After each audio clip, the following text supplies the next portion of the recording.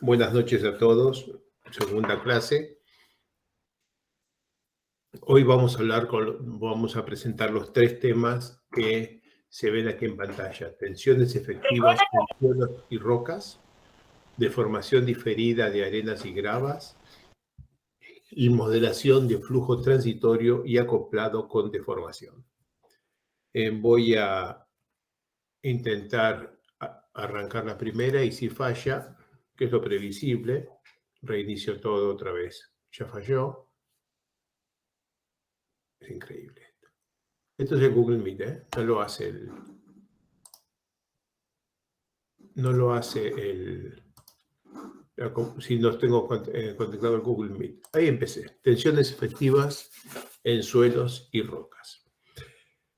La gente que ha cursado comportamiento de suelo ya vio esta clase, pero la necesito en los dos cursos. No puedo salteármela en uno porque la presentamos en otro, así que les pido disculpas a quienes ya vieron esta clase. Empezamos. Vamos a hablar de lo que llamamos el principio de las tensiones efectivas, que no es un principio, es solamente una fórmula linearizada, simplificada, y vamos a someter la crítica porque necesitamos comprender bien de dónde viene y a qué hipótesis tiene detrás, porque esas hipótesis no son compatibles con la geomecánica computacional, con la geotecnia numérica. Y de hecho, el principio de las presiones efectivas, tal y como lo conocemos, no se usa en los métodos numéricos. No se usa tal como lo conocemos, sino de una manera diferente que vamos a discutir en este módulo. En la manera en que se usa el principio de las presiones efectivas en modelación numérica tiene impacto en los resultados y eso es importante que lo comprendamos porque vamos a hacer cuentas, no va a dar exactamente lo que esperamos según el manual, según la teoría que estamos imaginando que estamos usando y eso puede traer una cantidad de incertidumbres, una cantidad de confusión. Entonces vamos a empezar. Recordemos que nosotros no tenemos un medio continuo. Lo único que tenemos nosotros es un conjunto de partículas que están en contacto entre sí, sometidas a acciones exteriores que están compuestas por acción mecánica, cargas exteriores y también flujo de fluidos, pongamos flujo de agua, a través del espacio poral, a través del conjunto de vacíos que hay entre las partículas. Entonces, estas partículas tienen fuerzas actuantes dentro del conjunto y unas son las fuerzas grano a grano, consecuencias de las cargas exteriores, otras son las fuerzas grano a grano, consecuencias del flujo del agua, y en condiciones no saturadas también se generan fuerzas grano a grano debido a la existencia de meniscos en los contactos entre partículas y además en suelos arcillosos saturados o suelos cuya superficie específica es grande, existen fuerzas eléctricas grano a grano que no están relacionadas ni con la carga externa ni con el flujo del agua. Entonces, estas fuerzas grano a grano, que pueden ser de diferentes procedencias, son las que controlan la resistencia y la rigidez del conjunto de partículas, o sea, del suelo. La resistencia del suelo es el resultado macroscópico de las interacciones mecánicas grano a grano. Estudiando este asunto en el año 1923, Terzaghi presentó el principio de las presiones efectivas que dijo, básicamente, que la presión intergranular controla el comportamiento de los suelos y es la diferencia entre la presión total exterior y la presión neutra. Y usó esa palabra, neutra, indicando que es la presión de poros y que es neutra, o sea que no tiene consecuencias mecánicas. Con los años, la presión neutra se abandonó en la jerga inglesa hace muchísimos años y en español todavía se la usa ocasionalmente, la palabra presión neutra. Preferimos hablar de presión de poros y no hablamos de la presión en el poro no tiene presión, es la presión del fluido que llena el poro. Es esta U. Por supuesto, para todo lo que estamos en este módulo, en este curso, esto es un tema ampliamente conocido. Las hipótesis escondidas o explicitadas detrás del llamado principio de presión efectiva, en realidad fórmula de presión efectiva, son que los granos son infinitamente rígidos y que el agua es infinitamente rígido, o en términos, como lo decía Terzaghi, incompresibles, no compresibles. Está claro que esta fórmula funciona muy bien para suelos, lo usamos todo el tiempo en la técnica práctica, no funciona tan bien para rocas, directamente funciona mal en rango elástico, pero bien o mejor en falla, porque en el momento que hay falla hay suficientes fracturas en un macizo rocoso como para que en esas fracturas se pueda ecualizar, equilibrar la presión de poros, del fluido que llena los poros, y bueno, volvemos a ver una evidencia experimental de la razonabilidad de la expresión de presión efectiva de Terzaghi, 1923. Muchos años después, Skempton, en 1960, propuso la definición corregida en la que incluyó un término que después se llamó, mucho después se llamó, el término de Biot, que es simplemente 1 menos la rigidez del esqueleto del conjunto de granos dividido la rigidez de los granos de un grano aislado. Entonces imaginemos aquí que tengo 4 granos representando el esqueleto. Si yo pongo una acción exterior, esto está tratando de representar una carga distribuida. Si yo pongo una acción exterior, estos granos se deforman, se hacen más cuadraditos y menos redondos y se achican.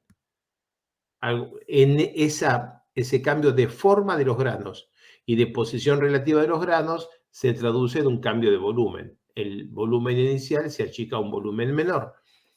Eso es la rigidez del esqueleto, del conjunto de granos, es la rigidez volumétrica del suelo, y es lo que va arriba. Y en el denominador, la rigidez del grano aislado, o sea, si tomara un cubito del silicato que forma el grano, este sería el número que va acá. Ese número básicamente es 1, ¿no? La rigidez del terreno es muchísimo menor que la rigidez del grano aislado en sí mismo como sólido. Así que con este valor básicamente esto es básicamente 0, 1 menos 0 es básicamente 1 y caemos en la misma fórmula que la de Terzaghi, pero la realidad es que cuando uno hace ensayos experimentales relativamente precisos, y Skempton los hizo en aquellos años, encuentra que lo que parecía una muy buena predicción de la fórmula de presiones efectivas de Terzaghi, que es esta, cuando uno incorpora este término en el caso de suelos relativamente rígidos, la capacidad predictiva aumenta notablemente. Entonces, tenemos aquí una primera evolución respecto del principio de presiones efectivas de Terzaghi, en el cual hay un término que tiene en cuenta que la rigidez de los granos y la rigidez del agua juegan un papel. Todavía la rigidez del agua está infinita, la rigidez de los granos no, y entonces hay un ajuste a la fórmula original de Terzaghi.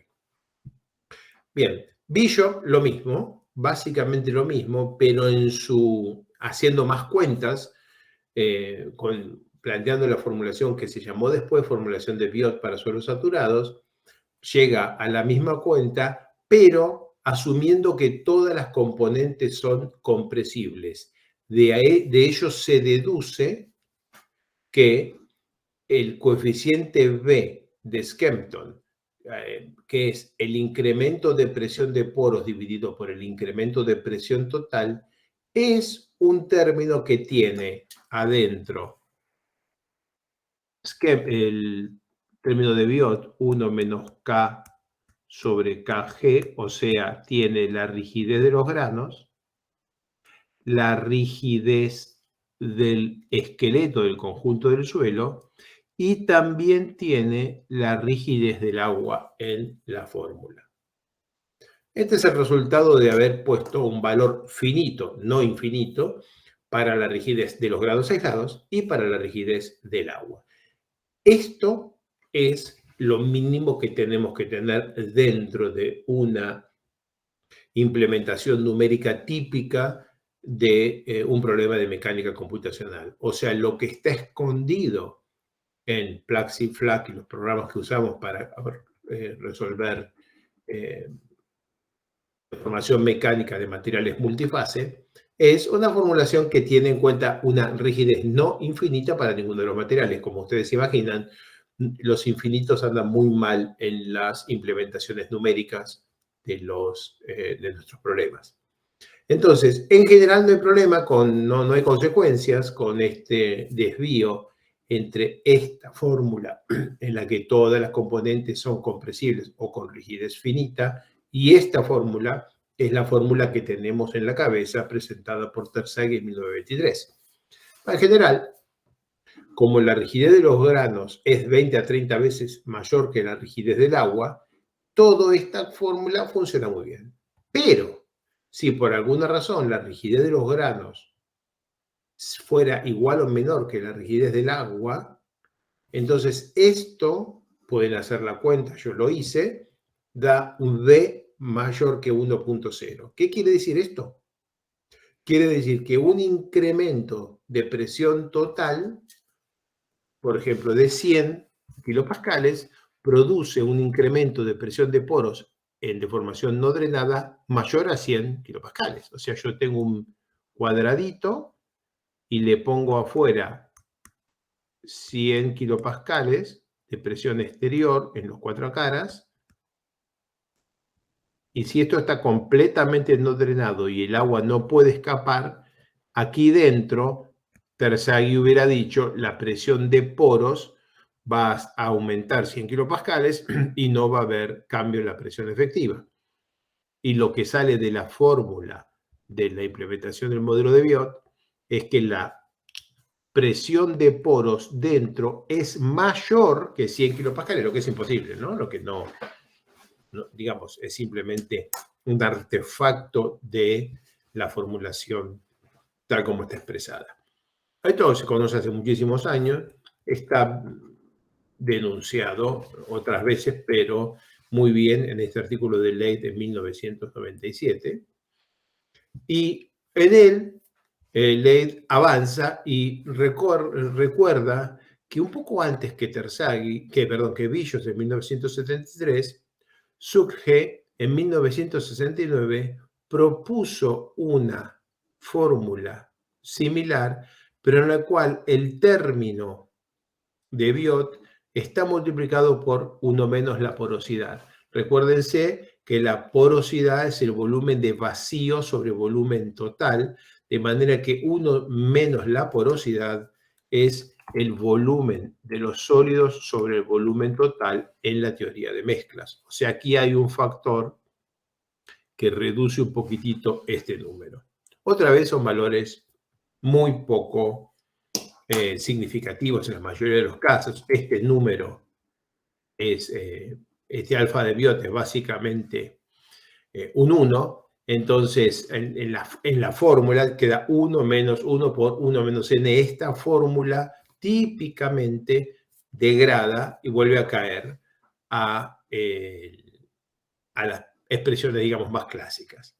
Si la porosidad es 0, caemos acá arriba. Esta ecuación prueba ley 1997, que es la ecuación correcta para granos aislados, y aunque voy a avanzar sobre ella y voy a presentar lo que ley 1997 presenta como prueba, antes quiero que anoten hacer este ejercicio. Eso en Excel y lleva 1 minuto o 2. simplemente calculen la presión total de poros y efectiva de un perfil de suelo que tiene arcilla de Londres en los primeros 20 metros, una arena densa en los siguientes 20 metros y una arenisca 20 metros más abajo. ¿Por qué estos tres valores? Porque los tengo acá, La London Clay, arcillas de Londres, una arena densa y la arenisca. ¿Y cuál es el juego de ese? Que el cociente K sobre KG, que se usa en el término alfa de Biot, cambia muy significativamente entre la arcilla de Londres, en la que tengo un 0, y por eso el alfa vale 1 y llegamos a la misma expresión que la que hubiera calculado Terzaghi. Para la arena densa, que es de los suelos más rígidos que nos vamos a encontrar, vale 1 por 1000. O sea que la diferencia entre la expresión de Skempton o de Bishop y la expresión de Terzaghi el error es menor a 1 por 1000, pero en una arenisca cuarcítica, que es la que tengo aquí, vale 0,46. De manera que este término hace que el valor alfa de Biot pase a valer 0,54. Voy para atrás. Si yo tengo aquí un 0,54, eso sí claramente tiene un impacto en nuestras cuentas. Bien, hagan este ejercicio si tienen tiempo. En las siguientes filminas yo ahora voy a mostrarles cómo Leid 1997 dedujo la fórmula general de tensiones efectivas y probó que para granos aislados esta expresión es la expresión correcta. Voy. Vamos a estudiar un esqueleto formado conjunto de granos por estos 4 granos. Cada uno de los 4 granos está allí y tiene un estado inicial exterior dado por la presión total menos la presión de poros y la presión de poros. La presión total menos la presión de poros no la llamamos presión efectiva, solamente decimos diferencia de presión total y presión de poros por ahora. Si ponemos un incremento de presión exterior, que es el incremento de lo colorado, este incremento se traduce en un cambio de forma de los granos, y lo vamos a calcular como una deformación volumétrica del esqueleto debido a la acción, a la presión exterior. Alguien tiene que calcular para una dada forma de granos cuánto es este término, la rigidez volumétrica del esqueleto para un cambio de la presión exterior. No lo calculamos, solamente decimos que existe. Y también está el cambio de volumen de los granos. Frente a las acciones exteriores que actúan en las 4 caras de este cuadrado, estos granos cambian de volumen porque no tienen K sub G, rigidez del grano infinita. Tienen una rigidez del grano que es determinada, no es infinita. Y también tenemos el otro término. Si lo que hacemos es un incremento de presión de poros a todo el sistema, ese incremento de presión de poros achica los granos aislados. Imaginen que cada uno de los granos, en vez de ser una piedra, fuera un globo de aire. Cuando aumentamos la presión en el espacio poral, la presión U es la que crece en este fluido. Cuando aumentamos esa presión, los globos achican su volumen mucho. Bueno, los granos achican poco, pero algo se achican porque ninguno de los componentes de esta mezcla tiene rigidez infinita. Y además de tener el cambio del volumen en sí mismo de los granos, es el hecho que los granos al achicarse se separan dejando fluido entre sí y esto colapsa a una forma más compacta. Este grano que no se están tocando se acercan, estos 4 grados se acercan y el volumen exterior se achica. Y ahí entonces tenemos 4 términos. La rigidez del esqueleto por un aumento de la presión exterior, la rigidez de los granos por un aumento de la presión exterior, la rigidez de los granos por un aumento de la presión de poros y la rigidez del esqueleto por un aumento de la presión de poros. Va a seguir así de densa por un rato. ¿Hay alguna consulta hasta ahora, Felipe? Ninguna consulta. Bueno, esto no va a mejorar, ¿eh? Entonces, bueno, me quedó por el último enter el colapso isotrópico. Bien, el coeficiente B de Skempton, generalizado por ley 1997, dice que el cambio de volumen del esqueleto es la suma del cambio de volumen de todas las componentes, los granos, el agua y el aire. Entonces, reemplazando, tengo esto va aquí, y acá están los cuatro términos, donde la deformación volumétrica del agua es la fracción del volumen total ocupada por los vacíos, o sea, la porosidad, por el grado de saturación, que en nuestro caso, que estamos hablando de suelos saturados, es 1, por el incremento de presión de poros sobre la rigidez del agua, que no es un número infinito.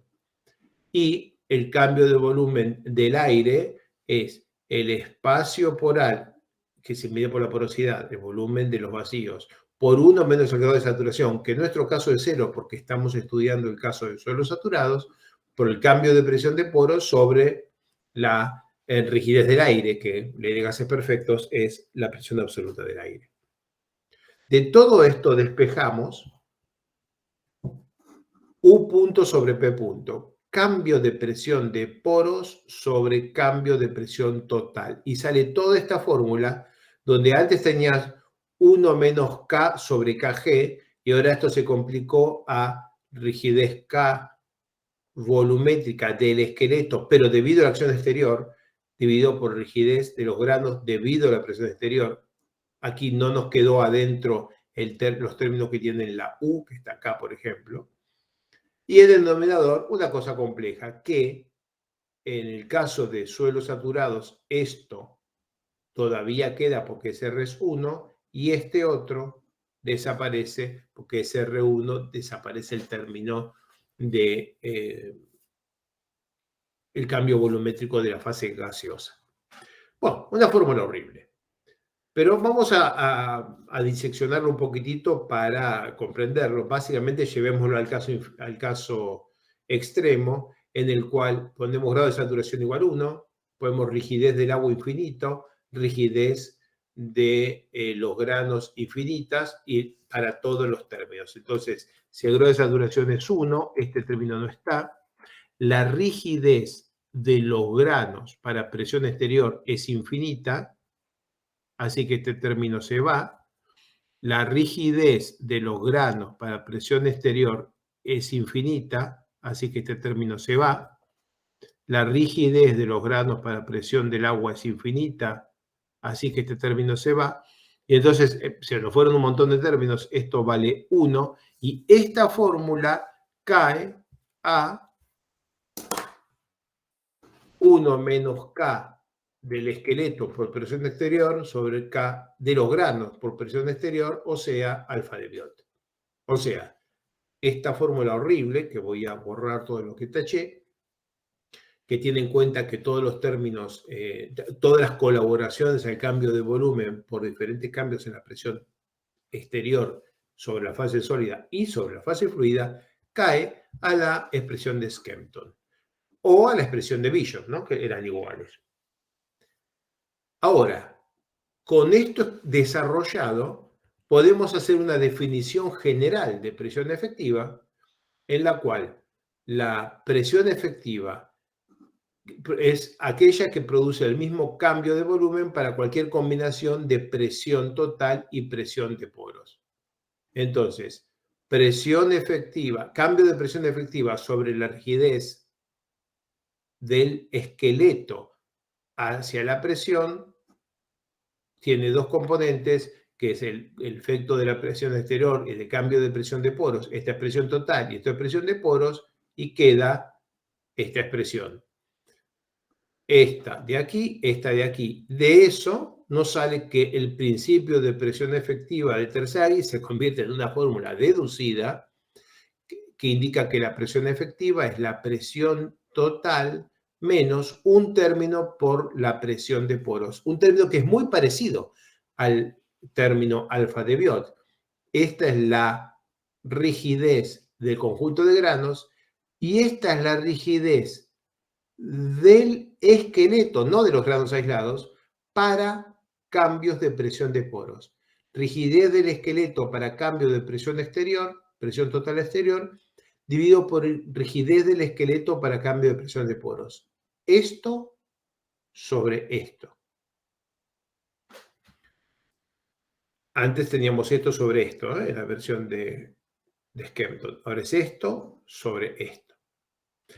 En el caso de los suelos, esto lo que acabo de presentar vale desde arcillas hasta rocas, o sea, haya granos aislados o sea un medio continuo con algunas oquedades. Pero en el caso particular de los granos aislados, se verifica que la rigidez para la presión de poros del esqueleto, esta, es igual a la rigidez para la presión de poros de los granos, porque al estar aislados uno y el otro es lo mismo, pero esta hay que dividirla por el volumen de sólido sobre volumen total, que es 1 menos la porosidad. Entonces, de esto sale presión efectiva, presión total menos 1 menos n por la rigidez del esqueleto sobre la rigidez de los granos para el cambio de presión de poros. Y esta es la fórmula de Sucre. O sea, esta es la demostración de la fórmula de Sucre. Todo esto es teórico. Leigh, un gigantesco investigador, no se quedó con esto, sino que hizo una validación experimental completa. Fabricó una cantidad de dispositivos, de formas, de estructuras que tenían diferentes materiales con los que controló la rigidez de la fase sólida y tenían diferentes geometrías, pero muy bien determinadas, con lo que conocía con precisión el término de porosidad, o sea, cómo eran las fracciones de sólidos y fluidos.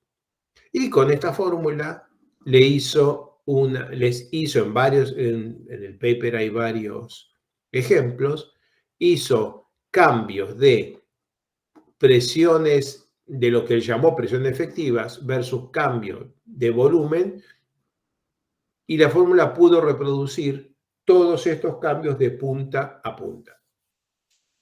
¿Por qué? Voy para atrás. ¿Por qué nos interesa esto? Si este número es 1 por 1000 y hay que multiplicarlo por 0,3, da 0,3 por 1000. ¿Por qué nos interesa?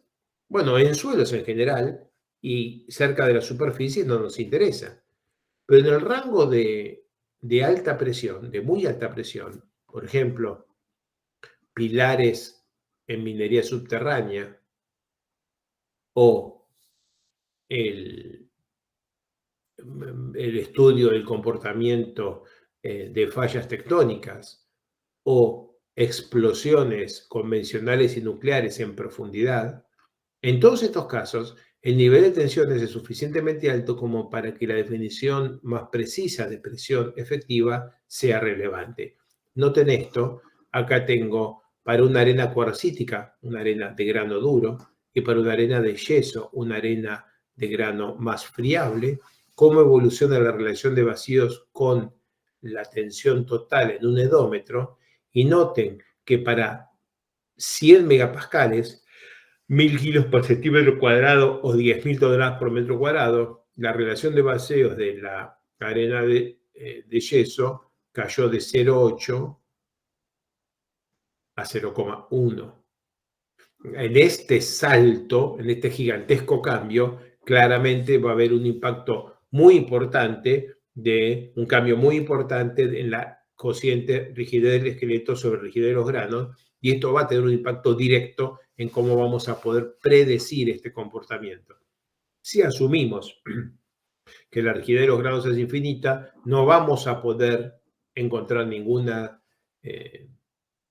modelo numérico, ningún modelo constitutivo que pueda reproducir este comportamiento satisfactoriamente. Bien, ¿con esto queda el problema resuelto? La verdad que no, porque hay un círculo vicioso para nosotros que hacemos geotecnia numérica entre la presión efectiva y la rigidez, que depende de la presión efectiva. O sea, la presión efectiva ahora vemos que depende de la rigidez del suelo, y la rigidez del suelo depende de la presión efectiva. esta es la presión efectiva que depende de la rigidez del suelo, y esto es la rigidez del suelo que depende de la presión efectiva. O sea, tenemos que la presión efectiva es una función de la presión efectiva, lo que genera un problema implícito y fuertemente no lineal. Bueno, pero por lo menos ahora es un problema numérico. Resolver esto, que habrá que hacer algunas iteraciones, pero tenemos una aproximación mucho más sólida que simplemente el principio de las presiones efectivas Terzaghi en 1923. ¿Hay alguna consulta, algún comentario respecto de esto, Felipe? Ninguna consulta. Ok. Bien. Con esto dicho, agrego aquí las mismas cuentas, pero ahora necesitamos los términos de rigidez para volver a usar la fórmula de Zugge y comprobar que no da las tres igual. Este ejercicio se hace en un ratito de Excel, ¿eh? Los que tengan un poquito de ganas de hacerlo van a encontrar que enseña y que nos permite entender algunas de las cosas que nos pasan con los modelos numéricos cuando lo estemos implementando. Las siguientes dos filminas me costaron una semana entera de trabajo, así que les pido que presten atención los 5 minutos que voy a tardar en decirlas. Primero, Plaxis y también FLAC usa el método de Bishop con todas las componentes compresibles. P' es P menos alfa de Biot por U, B es su punto sobre P punto, esto que está acá. Es lo que acabo de decir. Y dije en ese momento que si la rigidez de los granos dividido por la rigidez del agua es menor que 1, va a dar un B mayor que 1.0.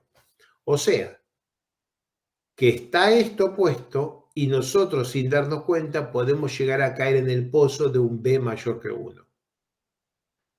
Esto queremos saber si puede pasar o no, así que me puse a hacer yo una columnita no drenada, hacer el ejercicio, ¿no? Hacer la cuenta, a ver cómo da la implementación real que está en el software.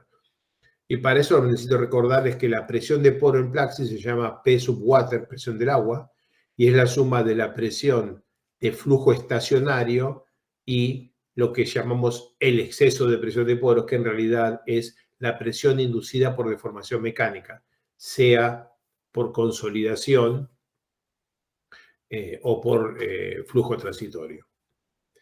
Y entonces, P steady, flujo estacionario, P excess, flujo transitorio. Pero nosotros solo estamos interesados en la suma, la presión de poros, para calcular B, U sobre P. Así que el ejercicio que hice es una columna saturada que tiene 1 metro de ancho, 8 metros de alto, peso propio, peso unitario del suelo 0, o sea que acá la presión no cambia con la profundidad, una rigidez del agua de 3.33 megapascales con coeficiente Poisson de 0, y eso se obtiene poniendo un módulo de Young de 10 megapascales. Bueno, a todo este cuadradito, con todos los bordes cerrados, de manera que no pueda haber flujo en ninguna de las 4 caras, le aplicamos una carga de 100 kilopascales y vemos qué presión de poro se genera dentro. Así que empezamos con lo primero en lo que hay por default, que es cuando uno indica deformación no drenada, por una penalización se impone un coeficiente de Poisson total 0.495, y cuando tengo 8 metros de altura más 10 metros de altura de carga exterior, debería haber generado una piezométrica de 18 metros, pero como este número es 0,495 y no 0,50, porque si no se mal condicionan la matriz de rigidez y el sistema no converge, la respuesta del software no es 18 metros de columna de agua. Este es el piso. 8 metros de altura, el agua arriba, este punto tiene 8 metros de columna de agua. Si le agrego una presión exterior de 100 kilopascales, debería tener 18 metros de columna de agua porque esto está no drenado. O sea, toda esta presión se tiene que convertir en presión de poros. Por la penalización, en vez de 18, tengo 17,8. y el incremento de presión es un poquito menos que 100. El 98 no es casualidad, tenemos gama del agua dentro del código puesta en 10 kN por metro cúbico, pero la aceleración de la gravedad es 9,81. Así que básicamente estamos teniendo la acción exterior como la del peso del agua en toda la altura. Noten, por favor, que yo apliqué 100 kPa y después entonces tuvimos este salto de presión de poros. No es muy pequeño la diferencia con la cuenta que hubiéramos esperado a mano. Si usamos en el mismo software, en vez de usar Poisson.4225, usamos la formulación de Skempton, 1 menos K sobre KG, con un valor B de Skempton, el más alto que podemos poner, 0,9783. La altura ahora en vez de 17,8 nos queda 17,4. También una ligera diferencia numérica. Ahora que están advertidos que estas diferencias existen, no es un problema. Si ponemos un coeficiente B de Skempton más bajo, naturalmente, por ejemplo 0,90, naturalmente la piezométrica va a ser menor. Estamos diciendo, B de Skempton, recuerden que era incremento de presión de poros, un incremento de presión total. Si este incremento de presión total es 100 y B vale 0,9, el incremento de presión de poros es 90, ¿no? Lo estoy imponiendo y puedo imponerlo porque puedo indicar un valor B de Skempton menor que 1. Recuerden, podemos hacer esto. Pero también está implementada la fórmula de Biot completa, la formulación de Biot completa. De manera que se le puede poner los términos como para tener un alfa de Biot distinto de 1. Si usamos la formulación de Biot y dejamos alfa de Biot igual 1, pero ahora ponemos una rigidez del agua impuesta, volvemos a recuperar básicamente el resultado inicial y de hecho un poquito mejor que el resultado inicial. Y ese para una porosidad de 0,33.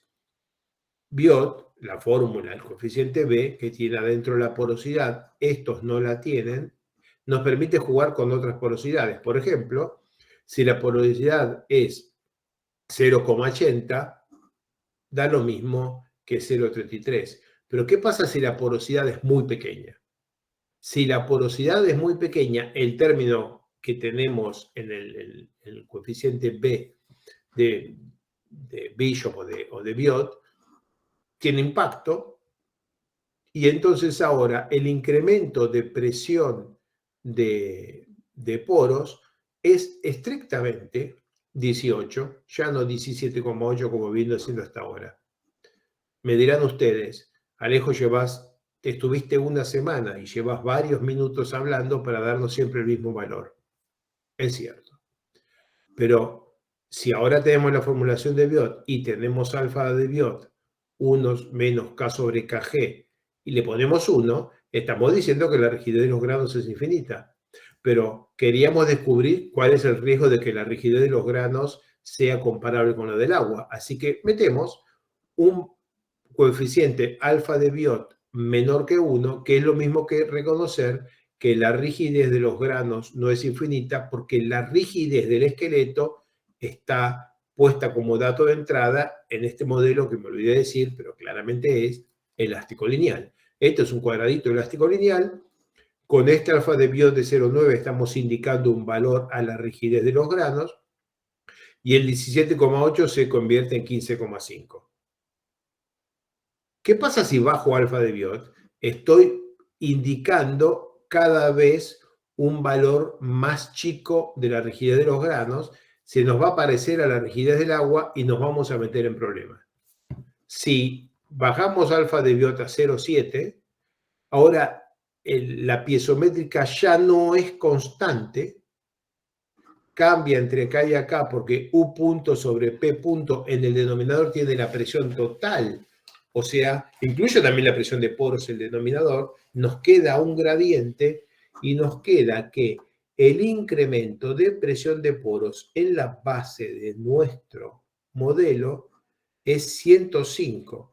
para una acción exterior de 100. Hemos encontrado B mayor que 1 en un modelito de praxis elástico lineal. Tengan cuidado cuando estén jugando con estas cosas y hagan estas verificaciones para asegurarse que vuestros análisis sean razonables y robustos. Si queremos llegar al extremo y ponemos un alfa de Biot 0,5, un alfa de Biot 0,5 quiere decir que esto vale 0,5, o lo que es lo mismo, la rigidez de los granos es solo el doble de la rigidez del esqueleto. La rigidez del esqueleto es 3,33, la rigidez de los granos es 6,66, la rigidez del agua es 500, o sea, la rigidez de los granos es infinitamente más chica que la rigidez del agua, y ahí simplemente no aumenta la presión de poro, de 8 va a 8,7, no hay incremento de presión de poro, simplemente porque nuestra formulación nos está llevando del lado que no tiene sentido físico. Los que tengan tiempo y ganas, todo esto es un modelito hiper simple para hacer y les va a permitir fijar estos conceptos, fijar estas ideas y no se las olvidan nunca más. Así que están todos invitados, por eso está el título en color verde, una columna saturada elástico lineal. ¿Consultas? Debería sorprendernos el hecho que es posible toquetear parámetros sin darse cuenta uno y para un incremento de presión exterior dado, tener un incremento de presión de poros mayor que el incremento de presión total. Debería sorprendernos. Cuando lo leí yo en el artículo de ley, me quedó anotado esto, que verlo, y en este verano, en estos días, terminé de hacer este ejercicio, este jueguito. Dicho sea de paso, cada clic ha sido una tortura, sacar cada dato fue sacarlo a mano de las salidas. Esto no se puede comparar con mis muchachos que hubieran hecho un código en Python y lo hubieran resuelto con toda elegancia y en 5 minutos. Así que créanme que fue mucho más doloroso que eso por mi brutal obsolescencia. Si no hay consultas, voy al siguiente módulo. No hay consultas. ¿Viste? Y yo me pasé toda la semana por la sola filmina. Bien. Entonces. Poca gente se pone a jugar con Biot.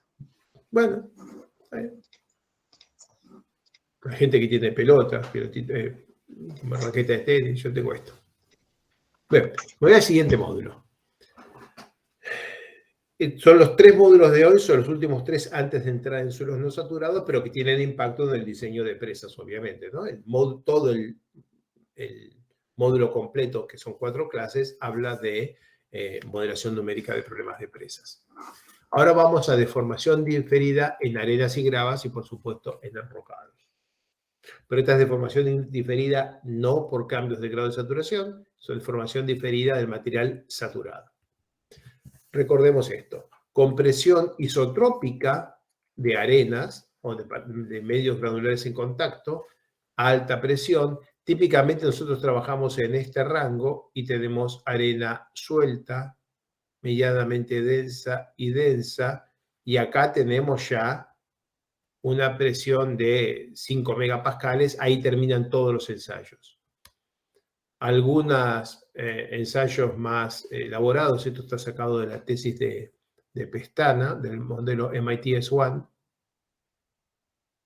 siguió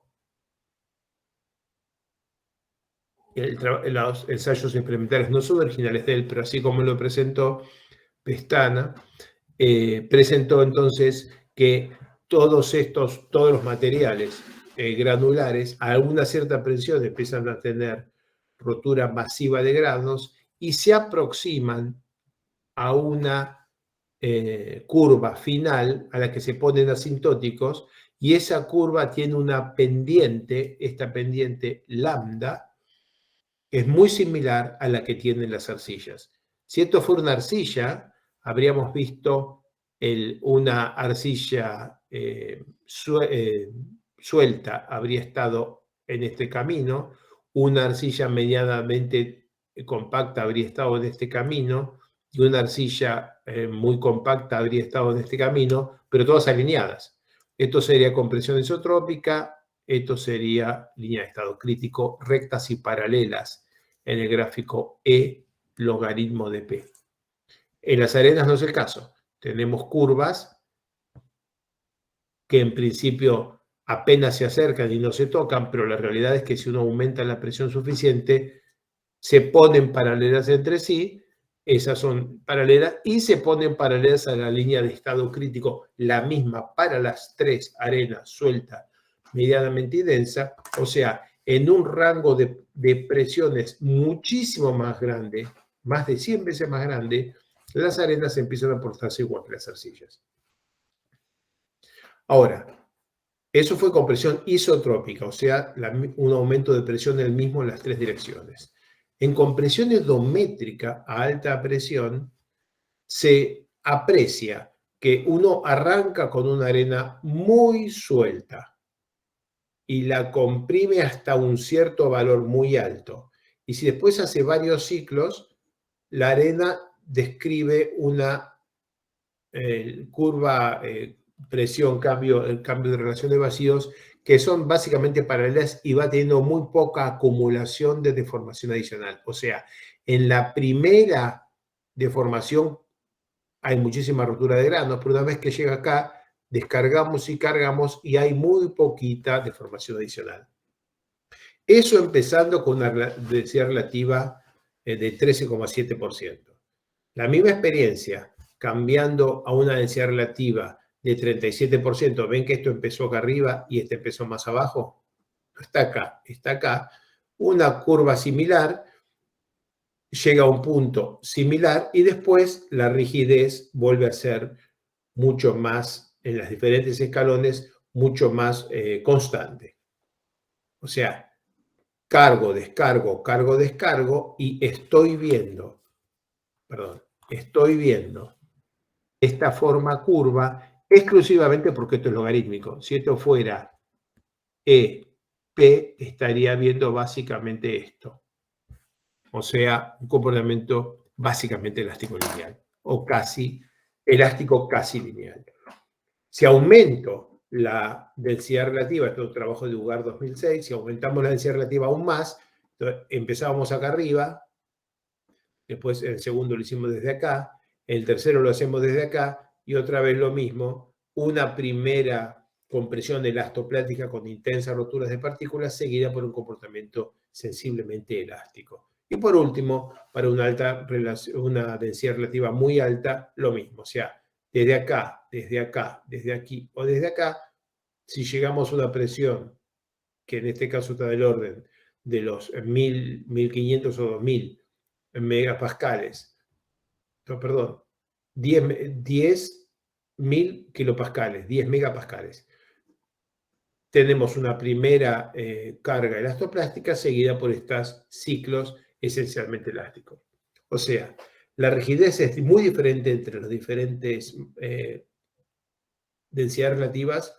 La rigidez es muy diferente en primera carga, pero es muy parecida en carga cíclica. En el artículo está este gráfico muy interesante que muestra que en primera carga tengo una rigidez medida acá como el índice de compresión o lambda, o C sub C, muy diferente con la densidad relativa para primera carga, pero que básicamente son lo mismo en las siguientes cargas. Todo esto se simuló muchas veces con métodos de elementos discretos, incorporando partículas que pueden romperse. Aquí tenemos el caso de un modelo áxil simétrico, o sea, tomando una sección de lo que sería una pastilla, tenemos esto como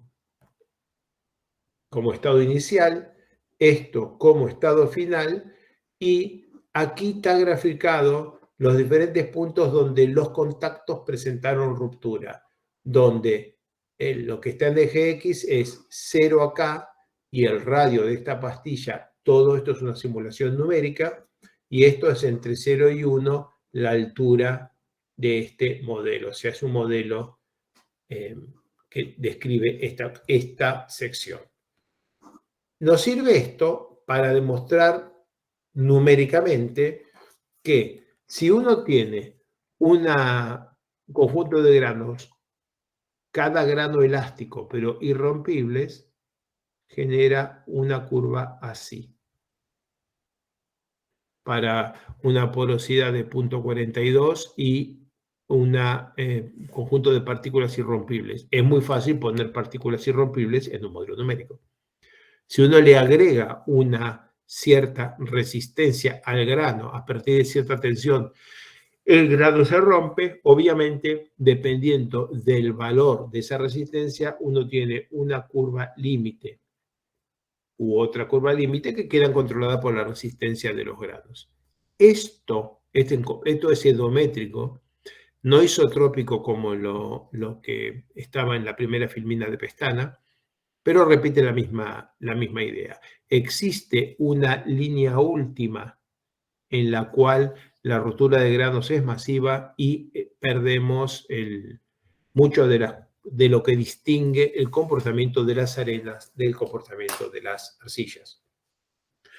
Bauer presentó esta expresión tratando de ir de relación de vacíos inicial hasta cero. Entonces, con esta fórmula logra que la curva se parezca o que tenga una semejanza geométrica en esta escala, como es relación de vacíos lineal, presión, escala logarítmica.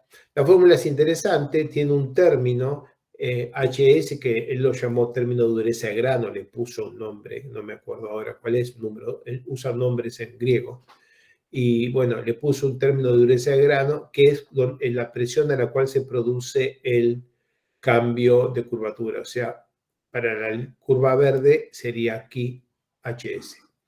Y bueno, y un exponente n, y tocando el exponente n, uno puede describir todas estas curvas. Todas tienen en común que la presión el cambio de curvatura se produce en todos los casos a una misma relación de vacíos, o relación de vacíos, cociente de relación de vacíos sobre la relación de vacíos inicial. ¿Para qué la queremos?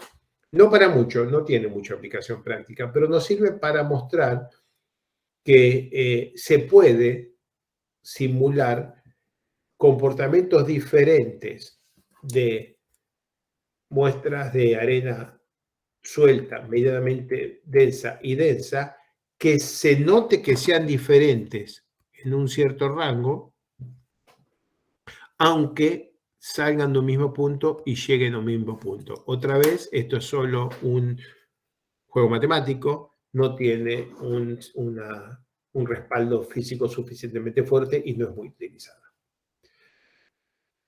Hasta ahora tenemos ¿por qué se produce deformación volumétrica? Pero no hemos mencionado nada de cuándo se produce, cuál es el efecto tiempo, porque esta presentación es sobre deformación diferida en arenas y gravas. Los mecanismos por los cuales hay deformación son la ruptura de granos, pero por qué hay una deformación diferida es lo que vamos a ver en las siguientes filminas. Tenemos efectos dependientes de la velocidad y el tiempo, que se pueden clasificar como deformación diferida y relajación.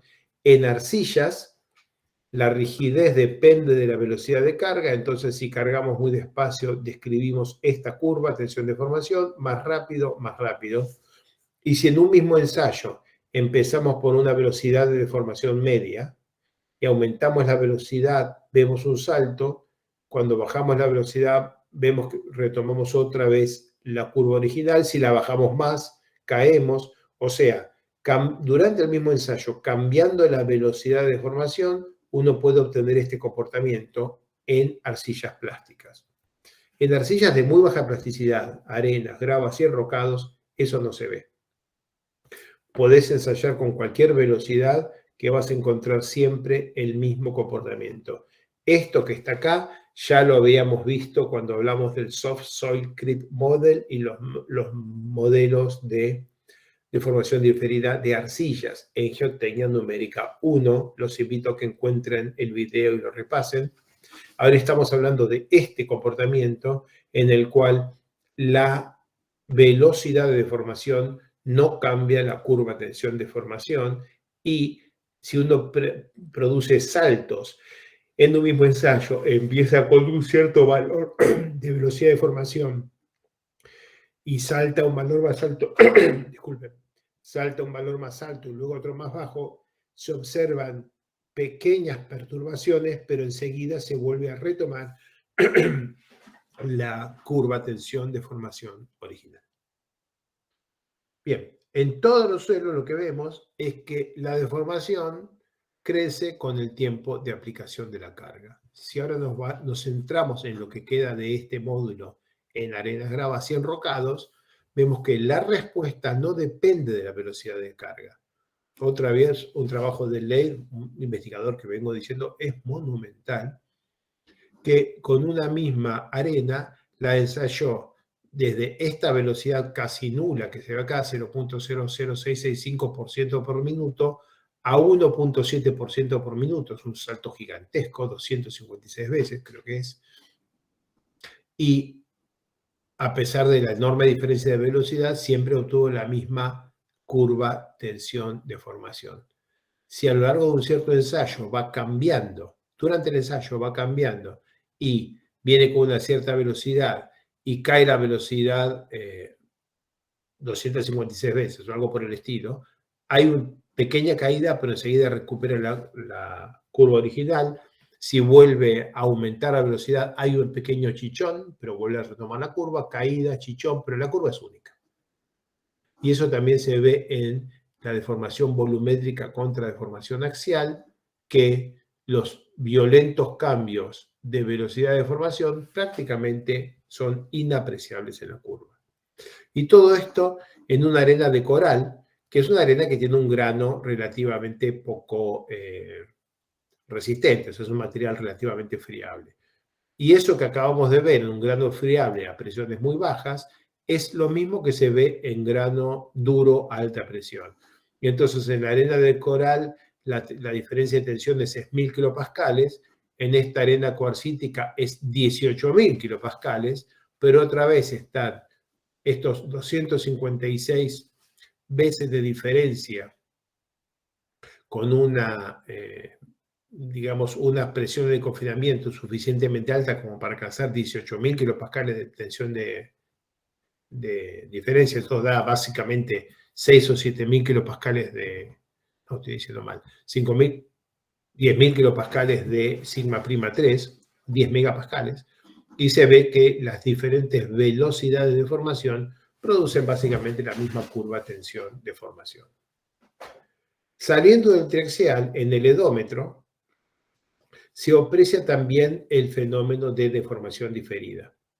Entonces, hay una estructuración que aumenta la tensión, que puede aumentar la presión de preconsolidación, la rigidez del corte y la rigidez volumétrica. Eso es muy similar a una cimentación, pero no es una cimentación, no hay cohesión. Lo que sí hay es granos que están bajo tensión, se rompen un poco, se acomodan a una forma más densa y mucho más rígida, y eso es lo que vemos. En arenas sueltas, esta es arena suelta chiquitica y esta es arena densa, lo voy a hacer zoom después.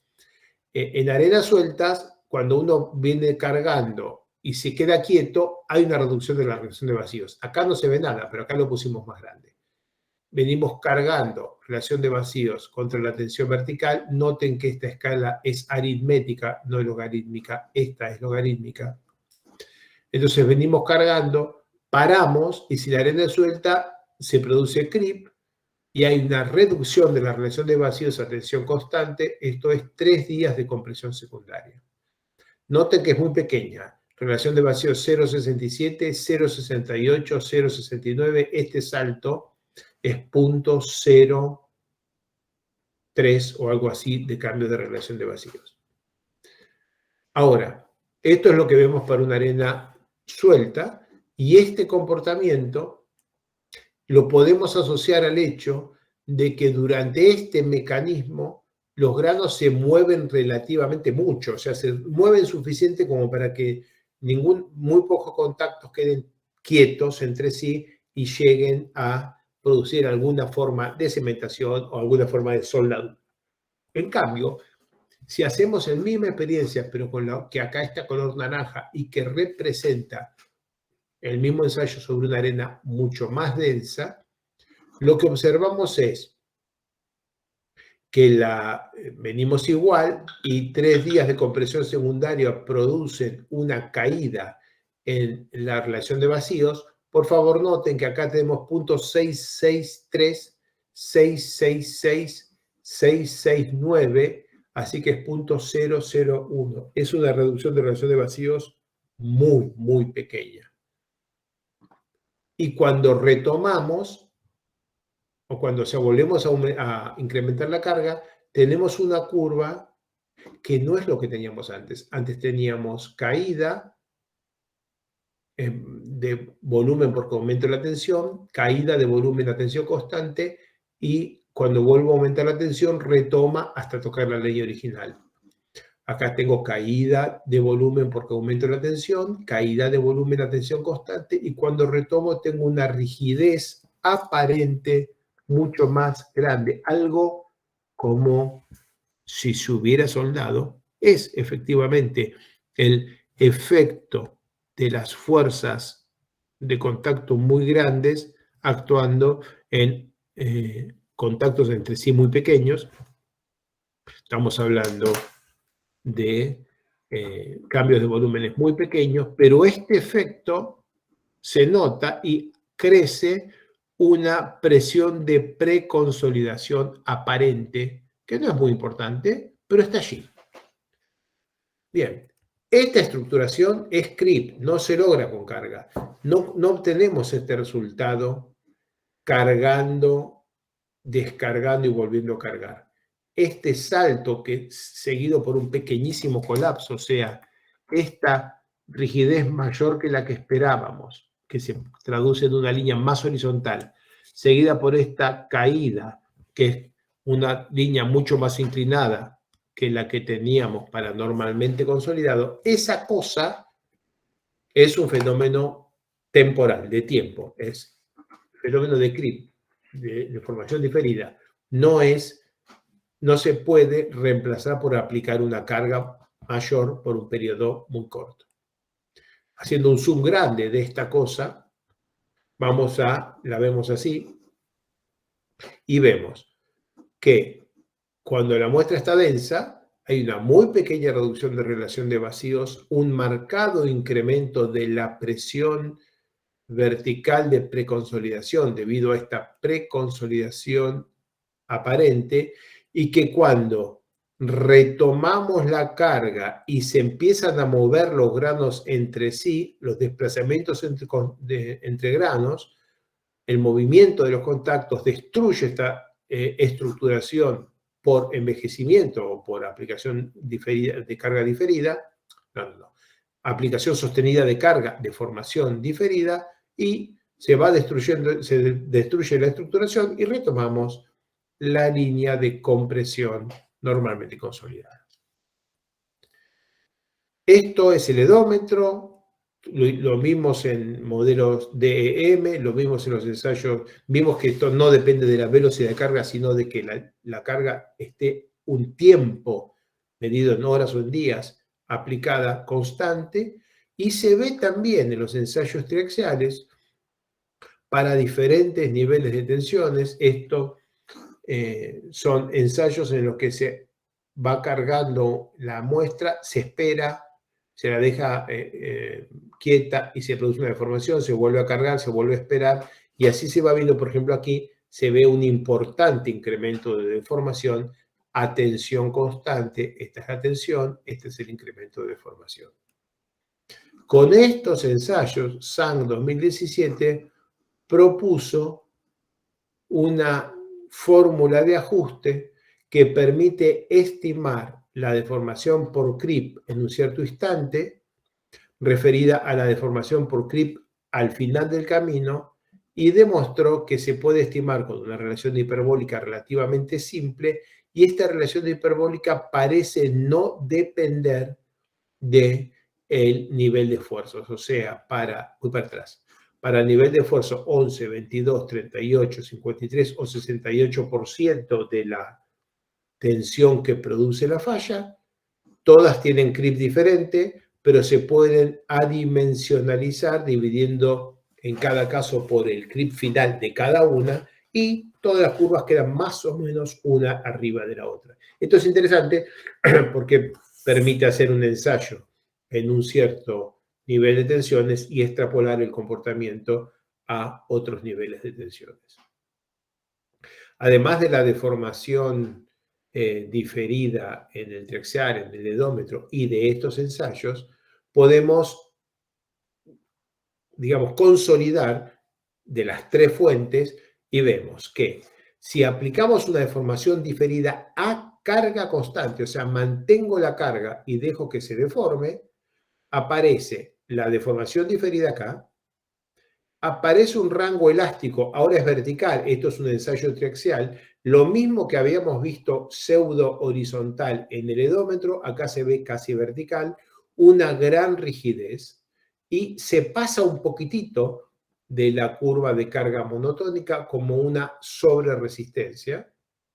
Se ve también que la deformación diferida a carga constante produce una reducción de la relación de vacíos, o sea, una compresión volumétrica, y que cuando luego de aplicar la deformación diferida tomamos la carga, hay este incremento de tensión con alta rigidez, pero una vez que se alcanza un punto, se rompe la estructura y se nos produce un salto. Acá lo ven de vuelta, está el incremento y se produce el salto grande, incluso se pasa del otro lado, y si, perdón, no se pasa del otro lado por casualidad, pega el salto y acá estamos teniendo deformación diferida y volvemos a tener otro incremento temporal de rigidez. O sea, estos grados en contacto, si los ensayo a 1% por hora, 1% por minuto o aún más rápido, se portan igual. Pero si los dejo quieto un día, se ve una deformación diferida que tiene un impacto en el resultado. Esto es cuando aplico deformación diferida a carga constante. Pero también puedo ver un ensayo de relajación en el cual la muestra es deformada hasta esta nueva forma, la comprimo, y ahora dejo esto quieto y veo cómo cambia la tensión con el tiempo. Un ensayo de relajación sería el efecto del tiempo a deformación constante. ¿Qué pasa en la carga? Y vemos que la tensión axial, en la muestra del triaxial, se pierde parcialmente cuando mantengo impuesta la deformación constante por un periodo de tiempo. Entonces, cuando mantengo la cargo hasta aquí, congelo la vertical, o sea, no permito que se mueva ni a izquierda ni a derecha, mido la tensión y veo que la tensión cae. Cuando vuelvo a retomar, básicamente retoma la curva original. Apenas hay un escaloncito de sobreresistencia. Cuando congelo y espero, no hay cambio de deformación axial porque lo congelé, pero sí veo que va ocurriendo un cambio de deformación volumétrica. Se está achicando la muestra. Las tensiones exteriores se están achicando, pero como no cambia la deformación axial, lo que está ocurriendo es que la muestra está reduciendo su diámetro. Y por último, todas las curvas vuelven a la curva base cuando se reanuda la deformación, pero no se ven grandes saltos como se veían en el caso de la carga constante. Bien. En este ejemplo, la velocidad de carga tiene una influencia en la tasa de relajación. O sea, no tiene exactamente el mismo resultado para diferentes velocidades de carga. Acá están los tres velocidades de carga superpuestas y ven que las curvas, que son básicamente iguales en tensión de formación, no son iguales en deformación volumétrica, deformación axial, porque la que actúa más, la que se carga más lento, tiene más tiempo, se deforma volumétricamente más. Noten que eso vale tanto en la rama en la que hay reducción de volumen como cuando estamos en la rama de dilatancia. Otro de los ejercicios, ley 2009, es carga y descarga seguida por una recarga.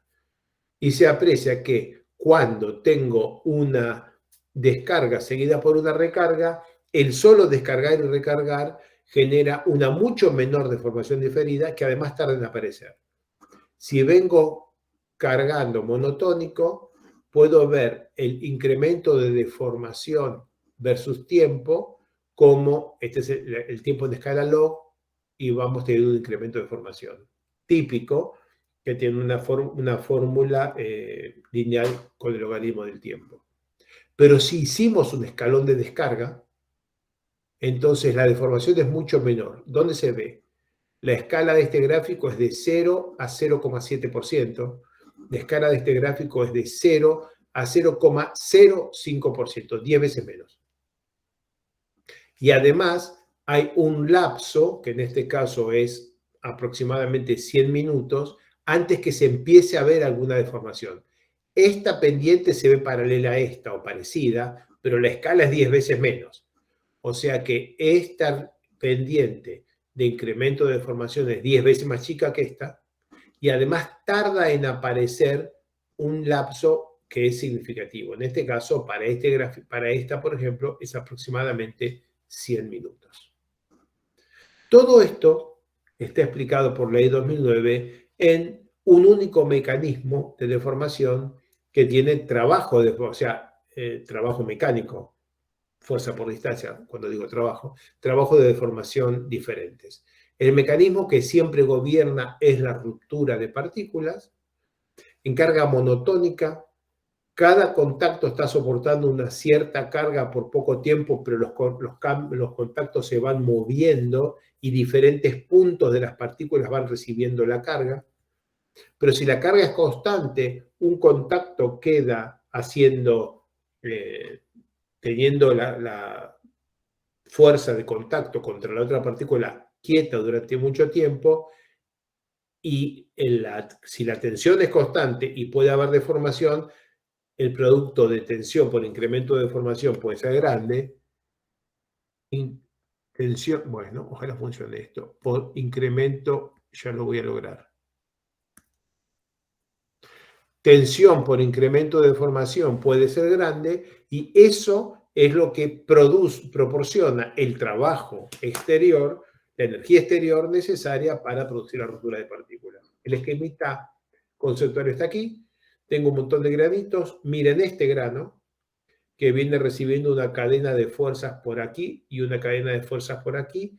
Este grano, sometido a estas fuerzas durante una cierta cantidad de tiempo, se rompe, como se ve en el dibujito del medio, se rompe y se produce un pequeño asentamiento, pero además las cadenas de fuerzas se desplazan y son diferentes, porque ahora este grano que está roto no está participando del mecanismo de transmisión.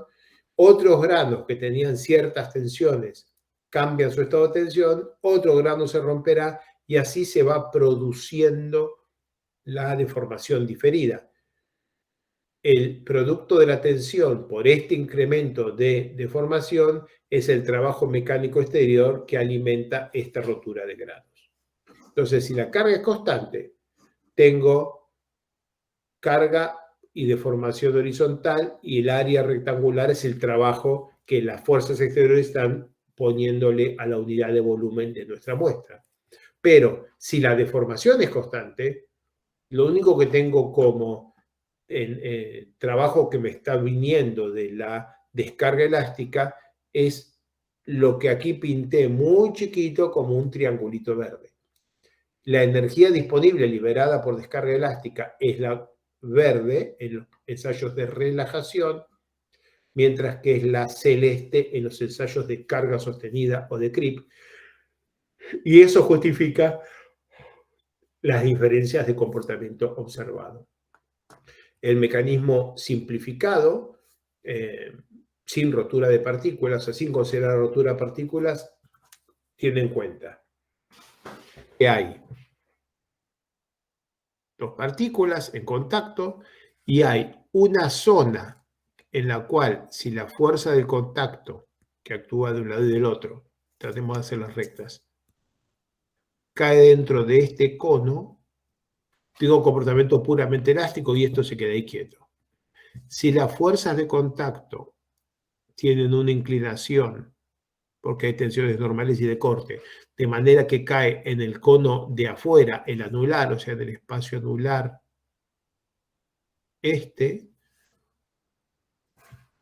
ahí voy a tener creep inelástico. Y si la fuerza de contacto cae por afuera del cono exterior, simplemente hay deslizamiento porque acabo de vencer la fricción. Esto debería recordarles de la clase anterior los rangos de deformación al corte porque es lo mismo. Bien, y aquí tenemos algo interesante. Podemos tener comportamiento puramente elástico, con creep inelástico o desplazamiento. Cuando venimos cargando una muestra y llegamos a un cierto valor, si esperamos, se produce el creep. Uy, perdón, disculpe. Se produce el creep. Cargo hasta aquí, monotónico, y paro y se produce este creep. Si yo descargara hasta aquí y esperara, se produciría este creep. Si yo descargara hasta aquí y esperara, no habría creep. Si yo descargara hasta aquí y esperara, habría creep para la izquierda. Y si yo descargara hasta abajo y esperara, tendría este comportamiento. Más creep hacia la izquierda. Pero ese no es un creep real. Esta es la suma de la deformación plástica y de la deformación por creep. ¿Y cómo lo puedo ver?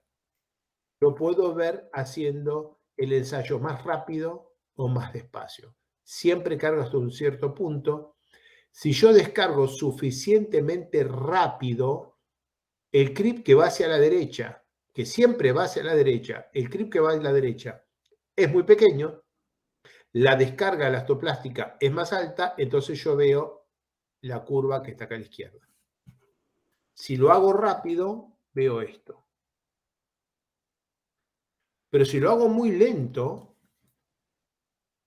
voy descargando muy lento. Si lo hago muy lento, infinitamente lento sería, espero hasta acá, después bajo este poquitito, se mueve hasta acá, entonces esta sería la curva de descarga. Pero no es lo que está pasando. Yo voy descargando lentamente acá y a medida que descargo se va yendo hacia la izquierda porque descargo, pero se va yendo hacia la derecha porque lo hago lento y va viendo creep. Entonces, si la descarga es suficientemente lenta, veo una curva de descarga que va hacia la derecha y que es un módulo negativo, atroz para toda nuestra concepción de la descarga elástica, pero está solamente relacionado con el hecho de que si cargo rápido, el módulo de rigidez da muy alto porque es la descarga que no es tan rígida, pero el creep la lleva hacia la derecha un poquitito y la observación es mucho más rígida. Y si descargo lento, el módulo ya se me hace negativo, porque lo que se mueve hacia la derecha en un cierto instante por creep es mayor que lo que se hubiera movido hacia la izquierda por deformación puramente elástica. Estos comportamientos que se ven experimentalmente se explican así y obviamente no se puede explicar con teoría elástica.